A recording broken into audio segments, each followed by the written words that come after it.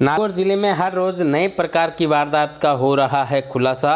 अजीबोगरीब वारदातों में नकली एसीबी कांस्टेबल बनकर पटवारी को एसीबी से छुड़वाने के एवज में गिरफ्तार किए गए बड़ी खाटू पुलिस द्वारा रामनिवास जाट के मामले में भी बड़े खुलासे हुए हैं। नकली एसीबी कांस्टेबल बनकर ठगी करने के आरोप में गिरफ्तार किए गए रामनिवास जाट मेड़ता कोर्ट के बाहर भी परिवादियों को फंसाता था। एक जने को फंसाने के लिए उसने उसके घर डोडा पोस्ट तक रखवा दिया था। वहीं एक से बड़ी धोखाधड़ी भी की थी। घूस लेते पकड़े गए पटवारी ओम प्रकाश के भाई नेमीचंद से मामला रफा दफा कराने की अगली किस्त लेने पहुंचे रामनिवास ने इसके लिए चाय वाले का फ़ोन इस्तेमाल किया था।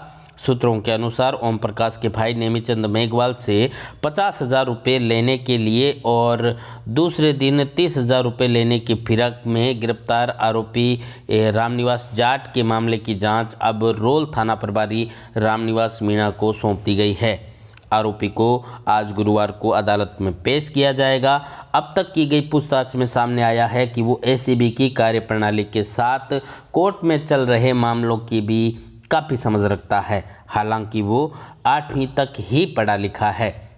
बहुत बार कर चुका होगा ऐसी वारदातें, लेकिन इस मामले में पकड़ा गया है। बताया जाता है कि आरोपी रामनिवास ने पटवारी ओम प्रकाश के भाई नेमीचंद को एसीबी का अधिकारी बताते हुए डरा धमका कर 50,000 रुपये लिए और मामले को रफा दफा करने के लिए अगले दिन 30,000 रुपये लाने को कहा।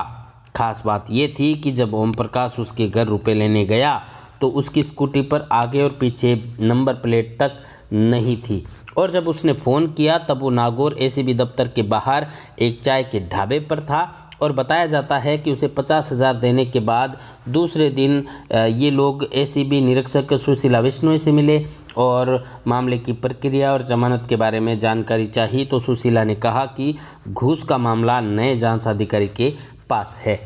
इसी बीच उन्होंने रामनिवास के आने और 50,000 रुपये ले जाने की बात भी बता दी। ये बात सुनते ही सुशीला बिश्नोई ने आनन फानन में उसे फ़ोन कर बातों में उलझाने को कहकर एसीबी के 2 कार्मिकों को चाय के ढाबे पर भेज दिया।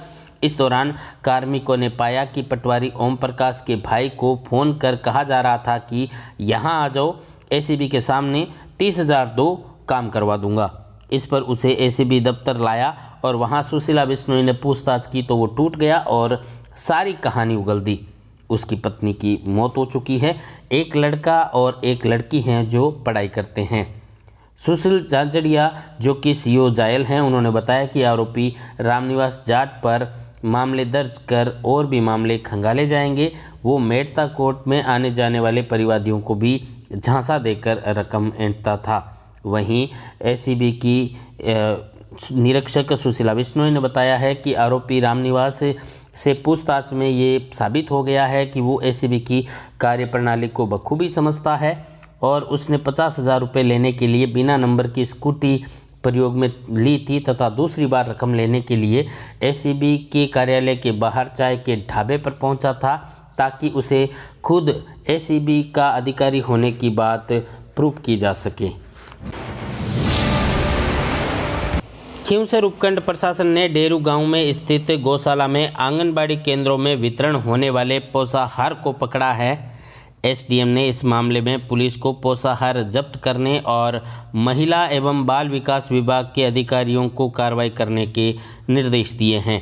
उपखंड अधिकारी को मिली शिकायत के बाद बुधवार को उपखंड अधिकारी डॉक्टर धीरज कुमार सिंह, नायब तहसीलदार पद्माराम भाकल, सीडीपीओ दुर्ग सिंह उदावत, आंगनबाड़ी पर्यवेक्षक डेरू स्थित डोरसिया माता गौशाला पहुंचे। यहां गौशाला का निरीक्षण किया तो वहां 120 कट्टों में भरा करीब 29 क्विंटल पोषाहार मिला। गौशाला के अध्यक्ष बुदाराम धोलिया को बुलाकर जानकारी ली तो उन्होंने सचिव से जानकारी लेने को कहा। उपखंड अधिकारी ने खींवसर पुलिस को पोषाहार जब्त करने के निर्देश दिए। अन्य गौशालाओं में भी जांच करने की कार्रवाई आज जारी है। मामले में एसडीएम डॉक्टर धीरज कुमार सिंह ने बताया कि गौशाला परिसर के एक कमरे में 114 कट्टों में पोषाहार मिला है। एक आंगनबाड़ी केंद्र पर स्टॉक में कमी भी मिली है जिसकी एफआईआर दर्ज करवाई गई है। वहीं सीडीपीओ दुर्ग सिंह उदावत ने बताया कि गौशाला में पोषाहार के 114 कट्टे मिले हैं जिनकी जांच की जा रही है। यहां कैसे पहुंचे इसकी पूरी जांच की जाएगी तथा आंगनबाड़ी कार्यकर्ता पपीता के खिलाफ एफआईआर दर्ज करवा दी गई है। जो भी दोषी होगा उसके खिलाफ कार्रवाई होगी। पोसार वितरण का टेंडर साईं ट्रेडिंग कंपनी नामक फर्म को दिया हुआ था। इसे लेकर पूरी जांच पड़ताल की जा रही है। महिला सुपरवाइजर को बुलाया गया और मौके की पूरी जांच की गई, जिसमें कुछ लोगों के नाम आए और उसके बाद उस क्षेत्र के 3 आंगनबाड़ी केंद्रों की भी जांच की गई। एक आंगनबाड़ी केंद्र पर कुछ स्टॉक में कमी पाई गई, जिसकी जांच चल रही है और जल्दी ही उसकी जांच करके इन सभी के खिलाफ एक एफआईआर और मुकदमा दर्ज कराया जाएगा। अभी ये प्रक्रियाधीन है जांच में जैसे भी आएगा, 1-2 लोग के नाम आए हैं, उनके खिलाफ कार्रवाई की जाएगी और जो भी दोषी हैं उनके खिलाफ सख्त कार्रवाई की जाएगी। इस बाबत अभी आज हमने कुछ आंगनबाड़ी केंद्रों का निरीक्षण भी किया है और भी आगे सभी आंगनबाड़ी केंद्रों का निरीक्षण करके और जहाँ पर भी पोषार की अगर अनियमितता पाई जाती है उसको गंभीरता से लेते हुए उनके विरुद्ध कार्रवाई की जाएगी। किस वितरण करने का साईं ट्रेडिंग कंपनी के नाम से एक फर्म है, उसको ये कॉन्फेड द्वारा टेंडर किया गया था। क्या उसमें कोई आज फिलहाल हमने एक प्राथमिक दर्ज कराई है। इसमें गौशाला के जो वहाँ पर मिले हैं कट्टे, तो उनको एक बार उनको संदेहास्पद स्थिति में लिया है और आंगनबाड़ी जो कार्यकर्ता है जो संदेहास्पद है उसके विरुद्ध हमने मामला दर्ज करवाया है। क्या केंद्र का आंगनबाड़ी केंद्र से कट्टे कम नहीं मिले हैं, एक आंगनबाड़ी केंद्र से 183 पैकेट्स का मिले हैं जी। यह भी जाँच के सामने आपके सामने आ जाएगा। वैसे डेरू का आंगनबाड़ी केंद्र है ये, डेरू सेकेंड। कपड़ों पर गंदगी फेंक कर चोरी करने वाली अंतर्राज्यीय गैंग का कुचेरा पुलिस ने किया है पर्दाफाश। गैंग के 3 शातिर बदमाश ओम, मोनू और सूरत सिंह को डीडवाना कस्बे से कर लिया है दस्तयाब। तीनों आरोपी मध्य प्रदेश के निवासी हैं। आरोपियों ने बीते 21 मार्च को कुचेरा कस्बे में एक परिवादी की शर्ट पर गंदगी फेंक कर कपड़े की थैली में रखे 1 लाख रुपए लेकर हो गए थे फरार। आरोपी बैंकों के आसपास रेकी कर बैंकों में रुपए निकालने वाले व्यक्तियों के कपड़ों पर गंदगी फेंक कर देते वारदात। जब व्यक्ति कपड़े साफ करने में व्यस्त रहता तब मौका पाकर आरोपी रुपए लेकर फरार हो जाते। कुचेरा थाने में बीते 21 मार्च को प्रार्थी सुकाराम इनानिया निवासी बुटाटी ने लिखित रिपोर्ट देकर बताया था कि गांव से वह रवाना होकर ट्यूबवेल की खुदाई हेतु कुचेरा की SBI बैंक से पैसे निकालने के लिए आया था। बैंक से पैसे निकालकर कपड़े की थैली में डालकर जब वह बैंक से रवाना हुआ तो सीनियर सेकेंडरी स्कूल के पास किसी ने पीछे से गंदगी डाली और गंदगी उतारने के लिए वह एक दुकान पर रुका तथा कपड़े की थैली को एक साइड में रखकर कपड़े साफ कर रहा था। इतने में शातिर उसकी थैली लेकर भाग गए। आज रामनवमी के अवसर पर कस्बे नागौर में निकलने वाले जुलूस के दौरान डाइवर्ट की गई है यातायात व्यवस्थाएं। शाम 4 बजे से रात 8 बजे तक यातायात रहेगा डाइवर्ट। यातायात पुलिस के अनुसार विजय वल्लभ चौराहा बस स्टैंड से मही दरवाज़ा बडली जाने वाला यातायात विजय वल्लभ चौराहे से बच्चा खाड़ा बडली होते हुए मही दरवाज़ा जाएंगे। इसी प्रकार विजय वल्लभ चौराहे से गांधी चौक और रेलवे स्टेशन जाने वाला यातायात मुंडवा तिराहे से मानासर होते हुए डाइवर्ट किया गया है। वहीं गांधी चौक से बस स्टैंड और विजय वल्लभ चौराहे जाने वाले यातायात को अजमेरी गेट से डाइवर्ट किया गया है। खींवसर पुलिस ने वांछित अपराधियों की गिरफ्तारी के अभियान में टॉप 10 में चिन्हित 299 CRPC में वांछित प्रहलाद तथा अर्जुन को कर लिया गिरफ्तार। पुलिस ने आरोपियों को रोहट जिला पाली से किया दस्तयाब।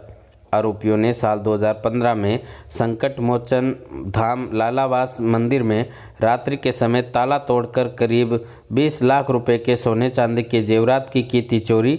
इस प्रकरण में पूर्व में 8 आरोपियों को किया जा चुका है गिरफ्तार तथा चोरी के जेवरात भी किए जा चुके हैं बरामद।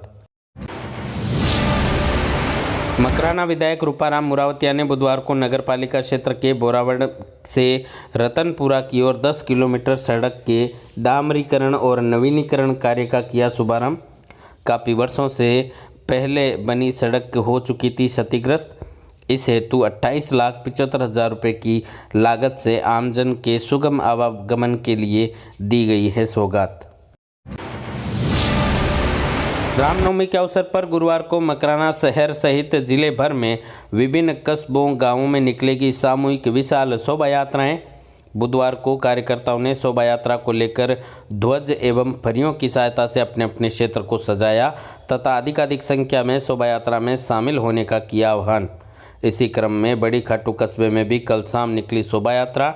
रामनवमी को लेकर कस्बे के हिंदू बेरा सदर बाजार रेलवे स्टेशन क्षेत्र में राम भक्तों द्वारा भव्य भगवा रैली निकाली गई, जिसमें सैकड़ों की संख्या में राम भक्तों, महिलाओं, युवतियों एवं बच्चों ने लिया भाग। हाथ में भगवा झंडा लेकर सापा बांधकर शामिल हुए क्षेत्रवासी। यह है न्यूज़ 21 राजस्थान, नागौर जिले और राजस्थान का सबसे विश्वसनीय एवं तेजी से बढ़ता न्यूज़ पोर्टल।